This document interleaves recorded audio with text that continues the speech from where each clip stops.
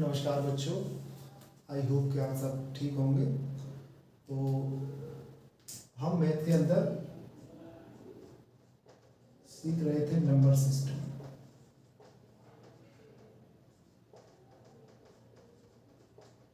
संख्या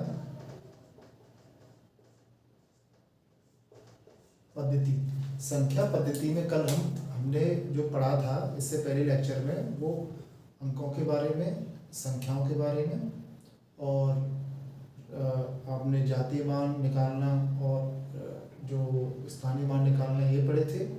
और इसके बाद हमने जो संख्याओं के प्रकार हैं उसमें प्राकृतिक संख्याएं, पूर्ण संख्याएं और आपकी सम संख्याएं, विषम संख्याएं आदि हमने कवर किए थे। और आज उसी को आगे बढ़ाते हुए पढ़ेंगे भाज्य संख्या। इनको इंग्लिश में बोलते हैं कंपोजिट नंबर्स।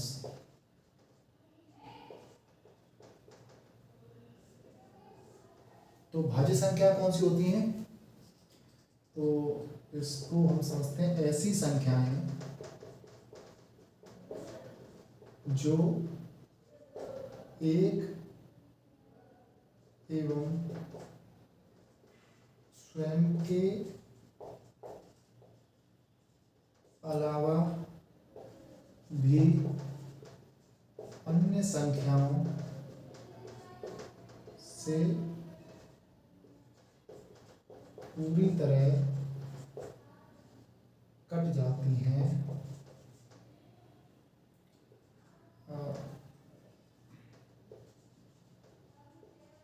भाज्य संख्याएं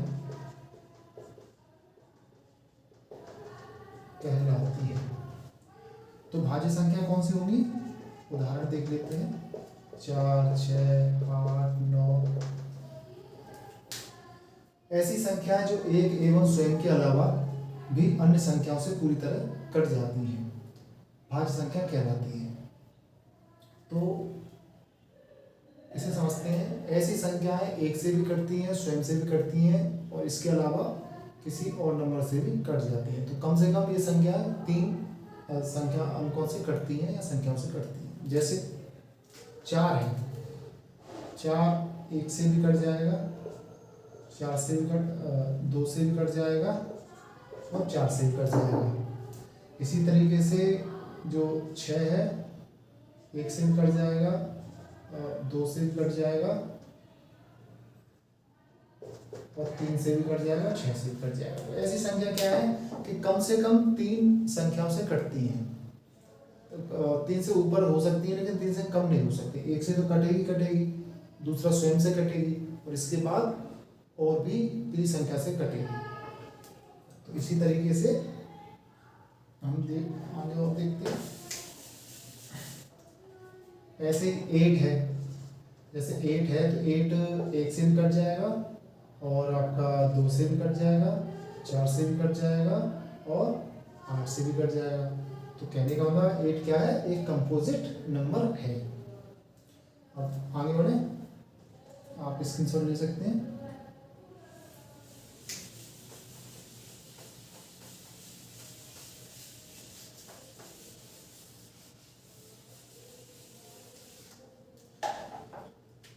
अब बात करते हैं भाज्य संख्याओं की। भाज्य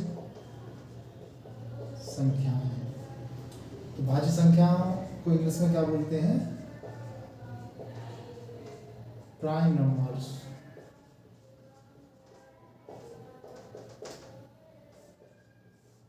तो भाज्य संख्या जानते हैं, ऐसी संख्याएं जो एक या स्वयं के अलावा किसी भी अन्य संख्या से नहीं कटती हैं, वे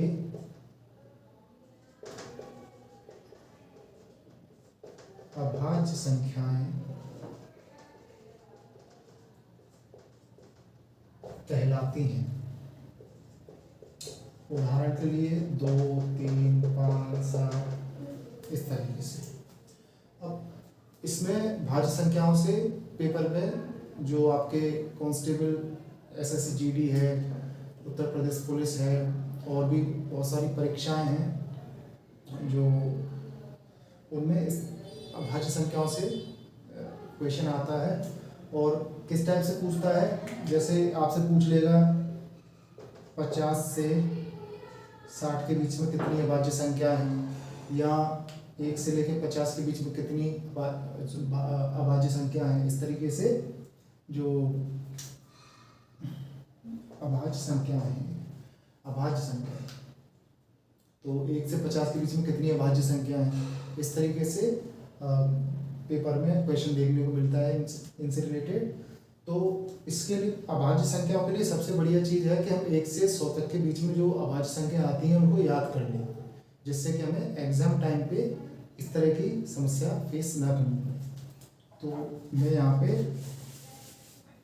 को इसमें दिक्कत ना हो, इसके लिए एक काम हम कर सकते हैं। 1 से 100 के बीच में कुल 25 अभाज्य संख्याएं आती हैं। वो कौन कौन सी हैं? 2, 3, 5, 7, 11, 13, 17, 19, 23,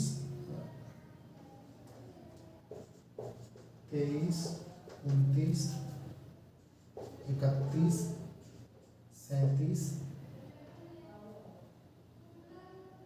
41, 43 और 47, 53, 53 हो गया, 59, 61, 67, 71, 73, 79, 83, 89, 97। तो ये 1 से 100 के बीच में आने वाली कुल 25 अभाज्य संख्याएं हैं। इसको आप स्क्रीनशॉट ले सकते हैं इसका।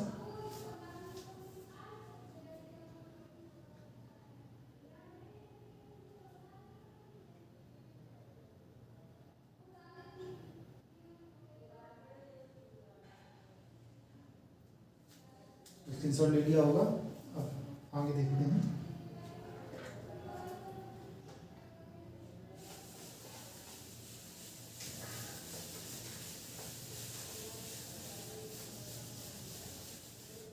इनसे जो क्वेश्चन पूछे जाते हैं, जैसे 20 से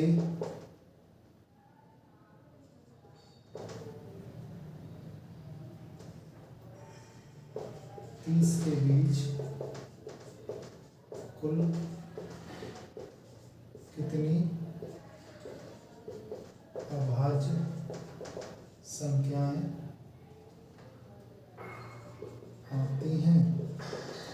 तो क्योंकि हमें याद है तो हम क्या करेंगे, वैसे ही लिख देंगे। 23 और 29 कितनी संख्या है?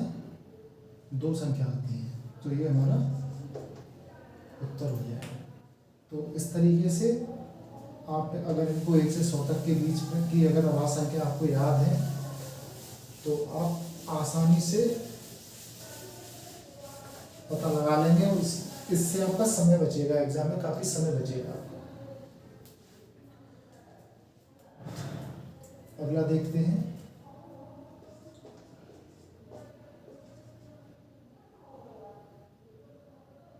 सहभाज्य संख्याएं, इनको बोलते हैं को प्राइम नंबर्स। को प्राइम नंबर्स। तो को प्राइम नंबर्स कौन से होते हैं? ऐसी संख्याएं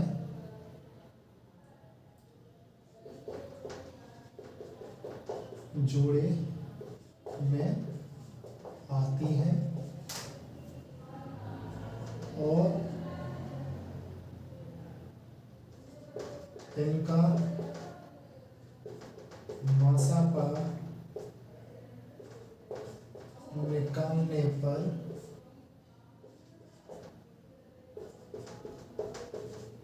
सदैव एक आता है।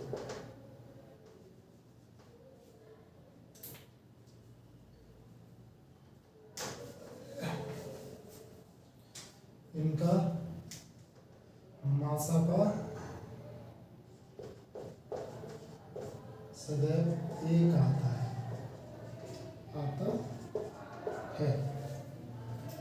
तो ऐसी संख्याएं जो जोड़े में आती हैं और इनका मासापा निकालने पे मासापा एक आता है। अगर कोई जोड़े में संख्या है उनका अगर मासापा निकालें और एक आए तो हम कह सकते हैं को प्राइम नंबर है। जैसे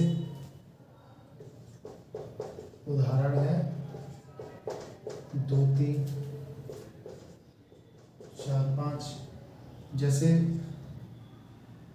2 का अगर हम इनका मासापा निकालेंगे तो कितना आएगा?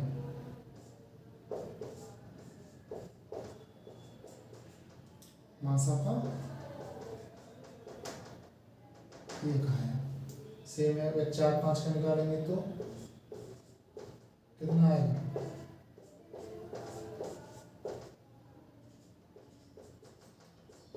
एक आएगा। तो हम कह सकते हैं क्या है, ये को प्राइम नंबर है। तो इस तरीके से हम को प्राइम नंबर भी पता कर सकते हैं आसानी से। आई होप ये समझ में आया होगा और इसके आगे हम अगले लेक्चर में कवर करेंगे।